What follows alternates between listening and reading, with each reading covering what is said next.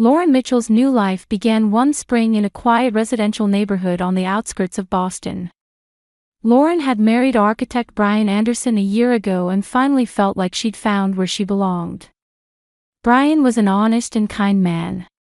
He had a 6-year-old daughter, Sophia, from his previous marriage, but his ex-wife had passed away from illness 3 years earlier. Lauren still remembered the day she first met Sophia. The little girl hid behind her father's back, staring at Lauren with big brown eyes. Lauren knelt down to meet her gaze and smiled gently. Sophia said nothing but nodded slightly. That gesture captured Lauren's heart. She decided right then that she would love Sophia as if she were her own daughter.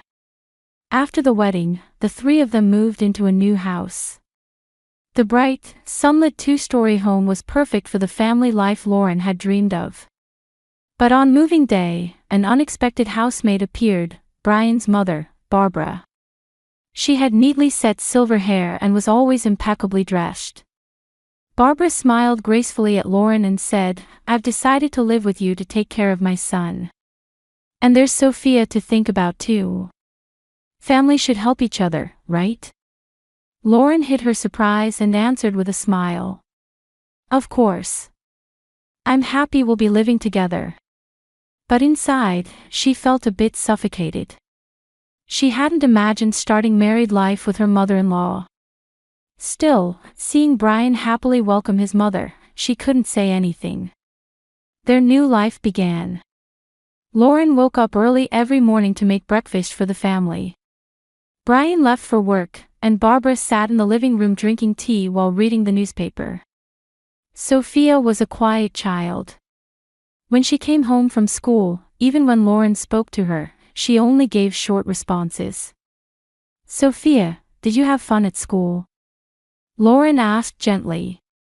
"Yeah," Sophia answered without making eye contact. Her expression was dark, as if she were hiding something.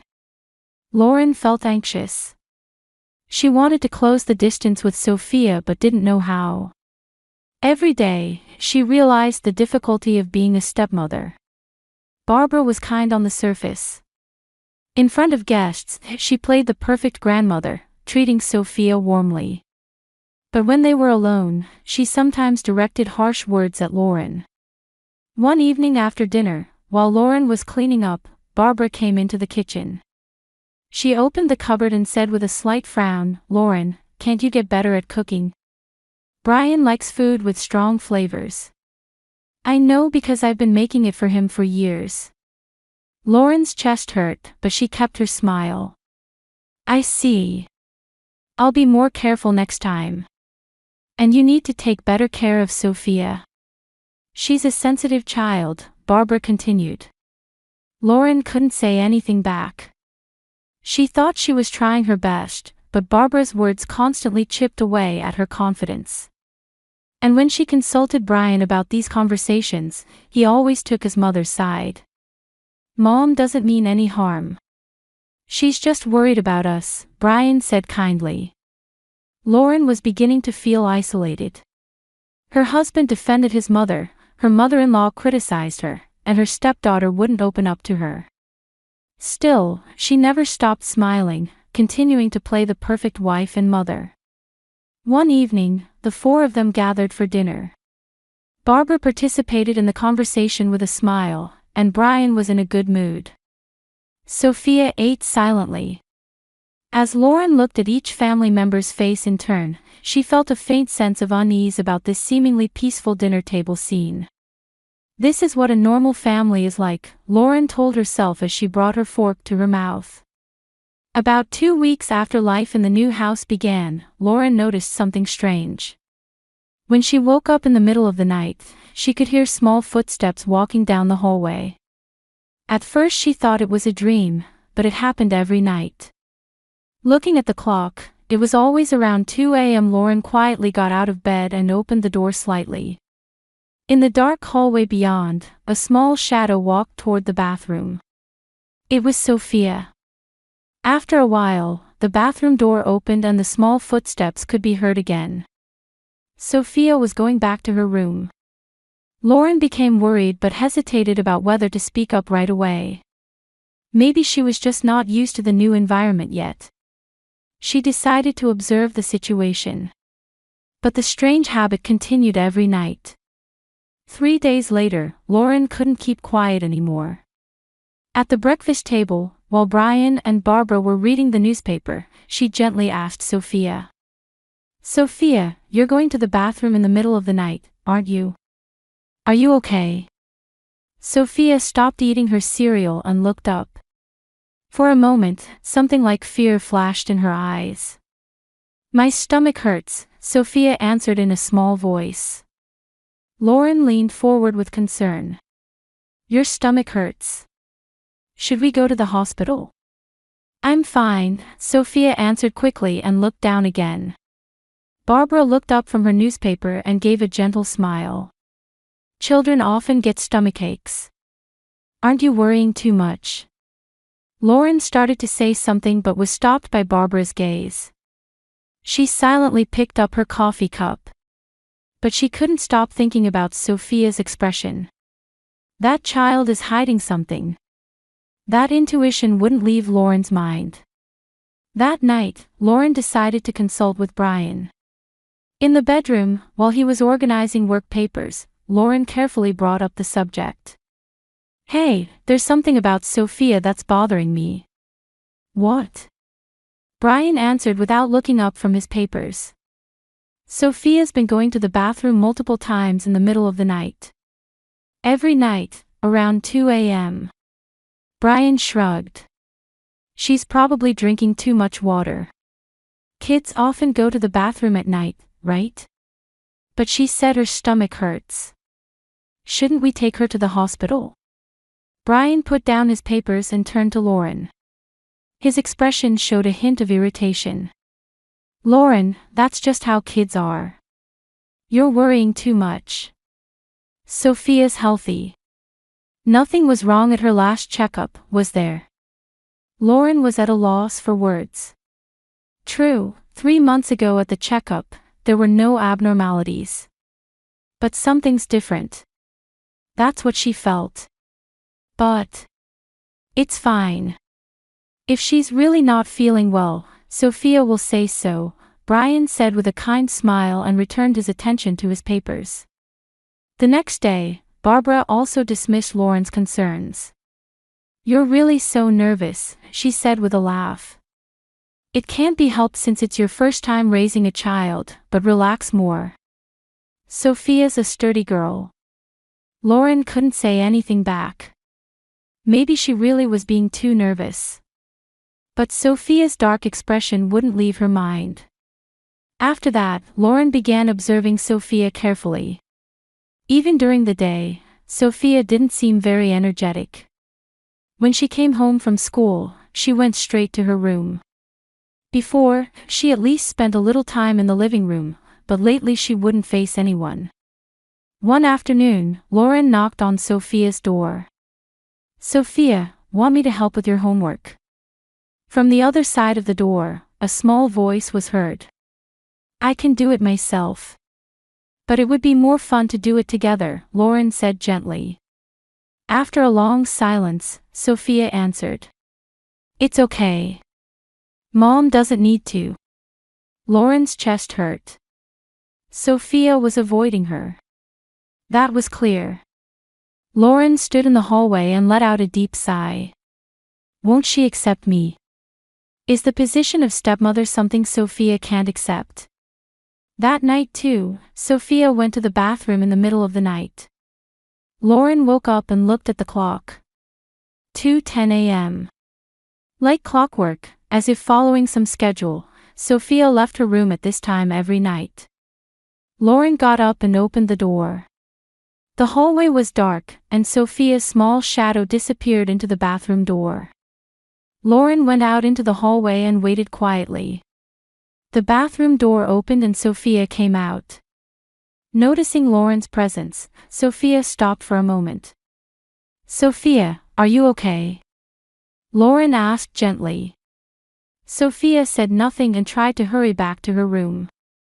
"Wait. Are you really okay?" Does your stomach still hurt?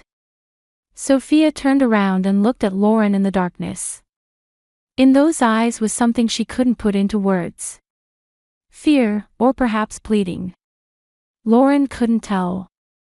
I'm fine, Sophia finally answered and went into her room, closing the door. Lauren stood in the hallway. Something's wrong. This situation isn't normal. But no one takes her concerns seriously. Her husband says she's worrying too much, her mother-in-law laughs that she's nervous. And Sophia won't tell her anything. Lauren returned to her room and lay down in bed. Next to her, Brian was sleeping quietly. She stared at the ceiling and thought. Maybe she really was overthinking things. But if there's such a thing as a mother's intuition, it was now screaming at Lauren that something was wrong. One Thursday evening, Brian said at the dinner table, I'm going on a business trip to Chicago this weekend. Lauren put down her fork. How many days? 3 days. I'll leave Friday morning and plan to return Sunday evening, Brian smiled apologetically. It's the final presentation for a big project. Barbara put down her wine glass and said brightly, That's perfect timing. I also promised to stay at my friend Margaret's house. We haven't seen each other in a long time. Lauren looked at them both. In other words, she would be alone with Sophia for the weekend. She felt a little anxious, but at the same time thought this might be a good opportunity. If she spent time alone with Sophia, maybe she would open up more. Okay. Sophia and I will have a nice time together, Lauren answered with a smile. Friday morning, Brian left with his suitcase. Barbara also headed to her friend's house in the afternoon. By evening, only Lauren and Sophia remained in the house. In the quiet house, Lauren gently asked Sophia. Sophia, what do you want to eat tonight? Sophia sat on the sofa watching TV. Anything. Lauren was a little disappointed but rallied. Well, let's have pasta. I'll make it with the tomato sauce you like. While cooking in the kitchen, Lauren made Sophia's favorite dish with care. She added a little sweetness to the tomato sauce and put plenty of cheese on top. She arranged the food on the table and called Sophia. Sophia, dinner's ready. Sophia slowly came to the dining room and sat in her chair. Lauren spoke to her cheerfully. How was school today? Did anything fun happen? Not really, Sophia answered shortly, poking at the pasta with her fork. Lauren tried to change the subject. Want to go to the park together tomorrow? The weather looks good. Okay, Sophia still wouldn't make eye contact. Lauren looked at her plate. She'd barely touched it. Doesn't it taste good? Should I have changed the seasoning? I'm not hungry, Sophia said in a small voice. Lauren felt her chest tighten. No matter how hard she tried, the distance with Sophia wouldn't close. She didn't give up and said gently. Eat just a little. I want you to stay healthy. Sophia silently took a few bites of pasta. After that, they finished their meal quietly. When night came, Sophia went to her room early. Lauren sighed as she washed the dishes. She'd hoped something would change this weekend, but the situation was the same. At 10 p.m., Lauren knocked on Sophia's door. Good night, Sophia. Good night, a small voice came back. Lauren returned to her room and lay down in bed. Without Brian there, the house was very quiet. She tried to read a book but couldn't concentrate. Somewhere in her heart, she was worried that Sophia would go to the bathroom again tonight. At 2 a.m., Lauren woke to a sound. As expected, she could hear small footsteps walking down the hallway. She quietly got up and opened the door slightly. In the darkness, Sophia's small shadow headed toward the bathroom. Lauren decided that tonight, she would have a proper talk. She went out into the hallway and waited in front of the bathroom door. After a while, the door opened and Sophia came out. Seeing Lauren, Sophia stopped as if surprised. "Sophia," Lauren called out gently. "Can we talk for a bit?" Sophia was silent. Even in the darkness, she could see her body trembling slightly. "It's okay. I'm not angry. I'm just worried." Lauren knelt down and met Sophia's eyes. "Tell me the truth. Why do you go to the bathroom every night? Does your stomach really hurt?" Sophia bit her lip and looked down. Her small shoulders began to shake. "Sophia." Suddenly, Sophia looked up. Her eyes were overflowing with tears. "Mom." Lauren gasped. For the first time, Sophia had called her Mom. "What? What's wrong?" Lauren asked gently. Sophia's body was shaking violently. She seemed to be trying to say something but the words wouldn't come out. Lauren took Sophia's small hand. That hand was cold. "It's okay. Whatever happens, Mom is on your side. Tell me," Sophia said with tears streaming down and a trembling voice. "I'll tell you the truth." Lauren held her breath and waited. The hallway fell silent, and only their breathing could be heard. "I'm not going to the bathroom in the middle of the night." Lauren frowned. "What do you mean?" Sophia took a big breath and squeezed out words from her trembling lips. "Grandma comes to my room." Lauren's heart began to pound. "Grandma does?" "Yes," Sophia continued, wiping away tears. "Every night, at 2 a.m. She comes to my room and..." "What does she do?" Lauren's voice was also trembling. Sophia's face twisted and she said, on the verge of breaking down in tears, "She hits me." The moment she heard those words, Lauren's blood ran cold. She looked at Sophia with an expression of disbelief. "Hits you?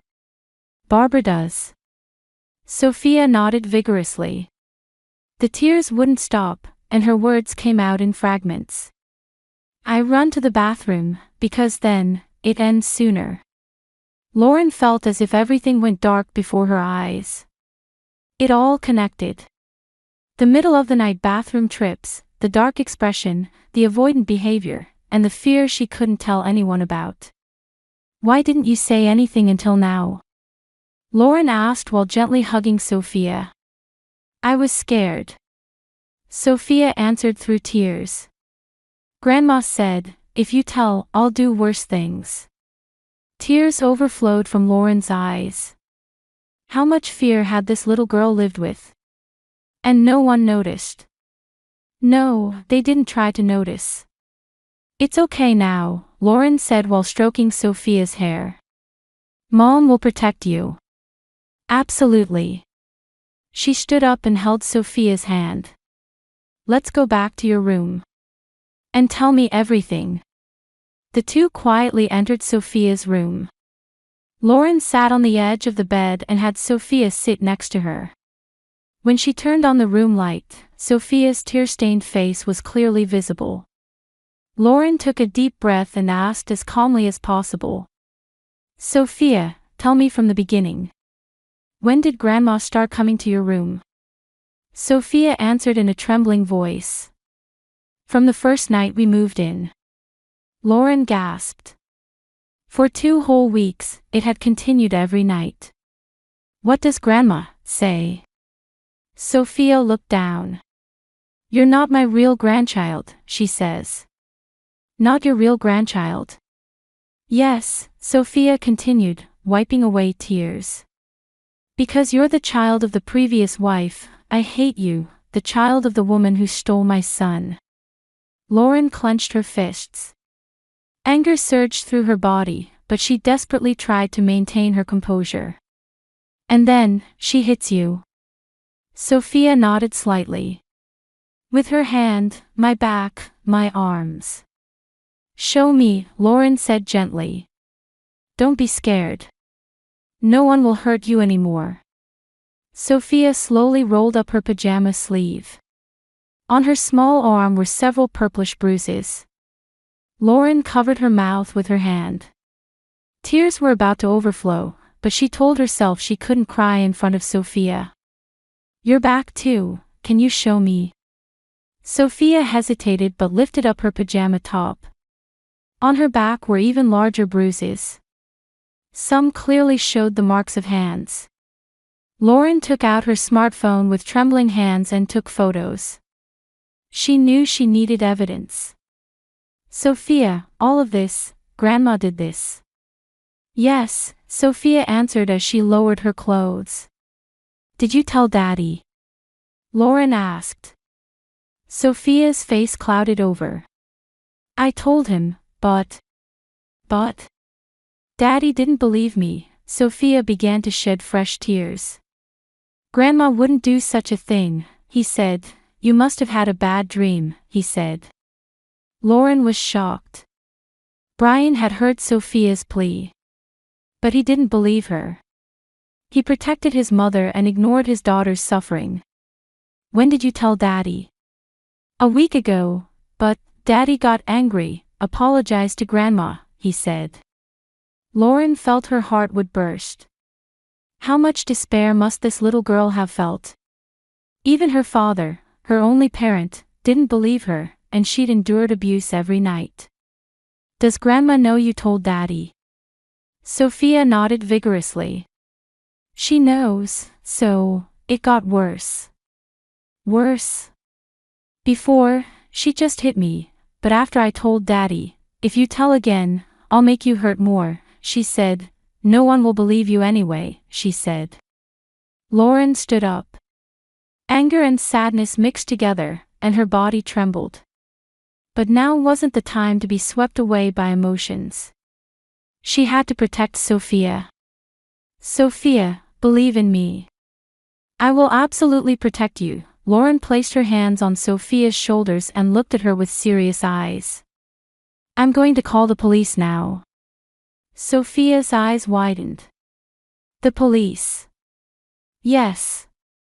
What Grandma did is a crime. It's something absolutely not allowed. But Daddy will be angry."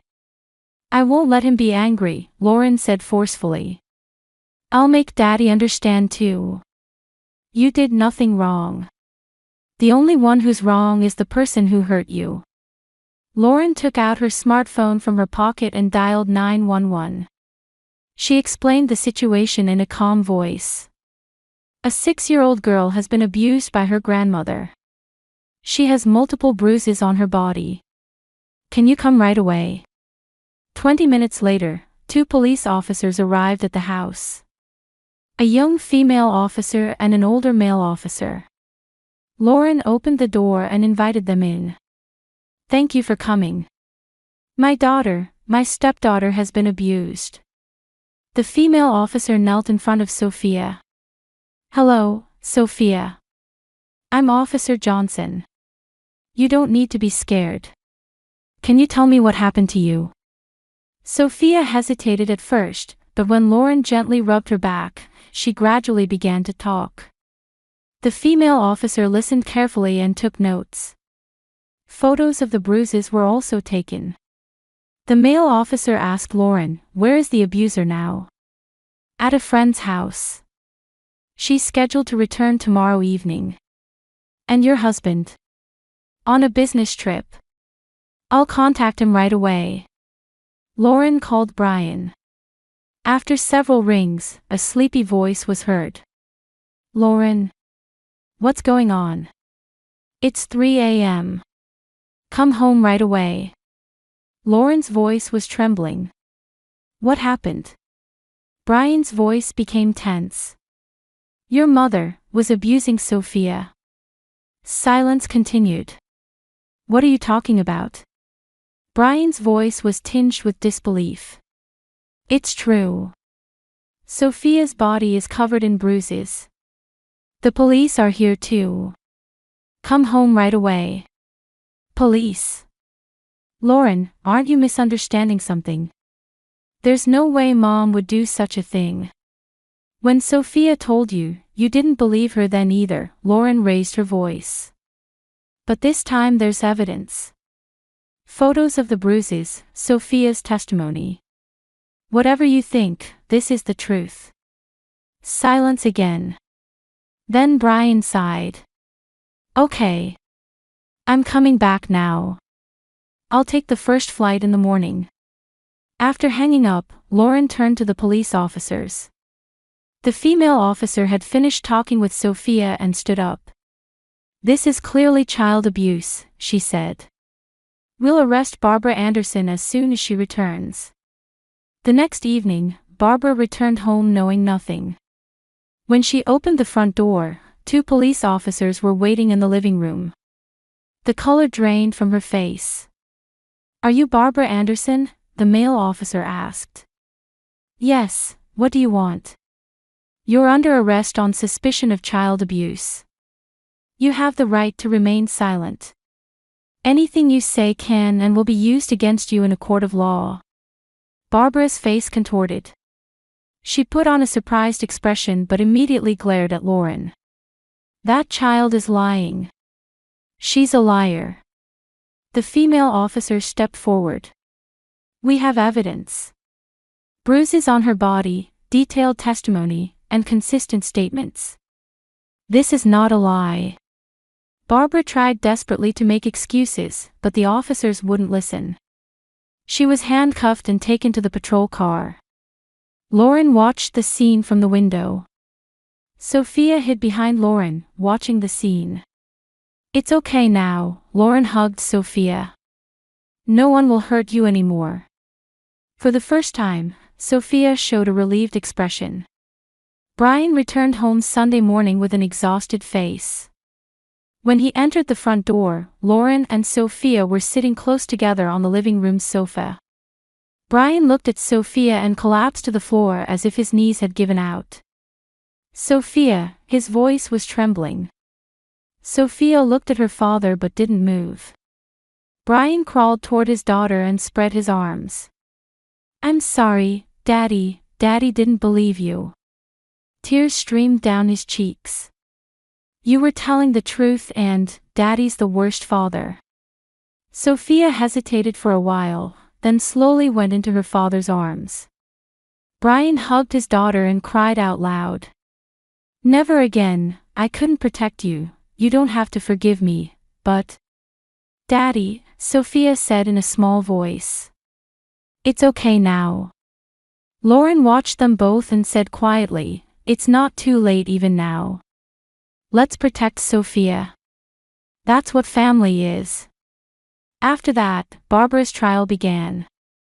In court, Barbara tried to justify her actions to the very end. It was discipline. That child is the child of the previous wife, not my real grandchild. I needed to educate her properly. But the judge looked at Barbara with cold eyes.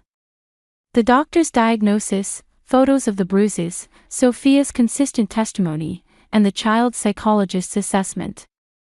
Everything pointed to Barbara's guilt. The sentence was 2 years in prison with no probation.